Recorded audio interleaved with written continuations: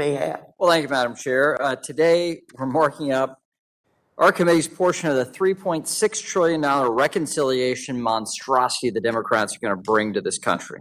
This package has been described by the New York Times as a bill that, quote, would touch virtually every American at every point in life from conception to old age, end quote. That's high hopes, and that's breathtaking. At a time when economic indicators are flashing red, Democrats are preparing to jam through the largest spending bill we've ever seen in this country. I understand my colleagues across the aisle don't want to hear from Republicans about the debt and deficit, so let me read you a quote from a member of your party, Senator Joe Manchin, a Democrat Senator Joe Manchin, who just said this 2 weeks ago. Quote, over the past 18 months, we've spent more than $5 trillion responding to the coronavirus pandemic. Now, Democrat congressional leaders propose to pass the largest single spending bill in history with no regard to rising inflation, crippling debt, or the inevitability of future crisis, end quote. I ask unanimous consent to enter his op-ed into the record. Without objection, such is the order. And Madam Chair, the unemployment rate stands at 5.2%. There are 10.9 million unfilled jobs in America. Hiring has slowed and layoffs have increased. The price of things are going up. The annual growth rate of wholesale prices is now higher than it was in 2010. And in August, we saw the largest increase in these prices on an annual basis on record. It's Democrat policies which are driving up the cost of everyday life and everyday things for families in America. To say that these are choppy economic times for the American people is a massive understatement. This bill will make it worse, not better.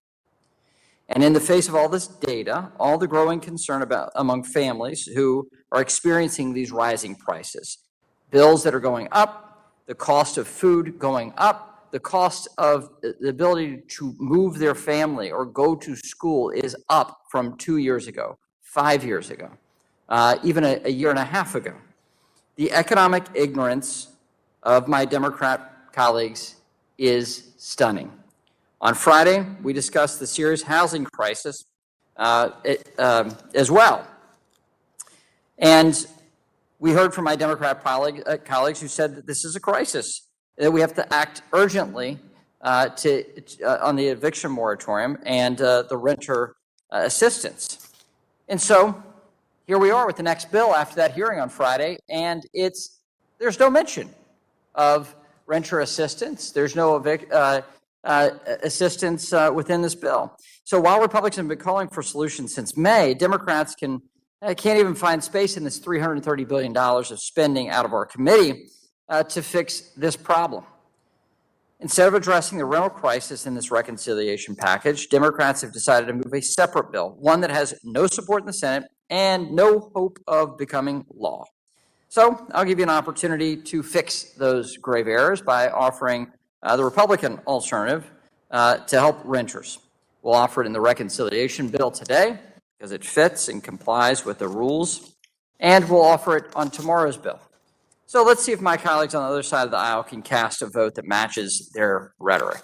So let me close by saying this. You know this version of the reconciliation bill won't become law. I know it won't become law. The Democrats know it won't become law. Just yesterday at 11:58 a.m., a new version of this bill was released, the one we're considering today. Why? Because it couldn't pass the way it was drafted.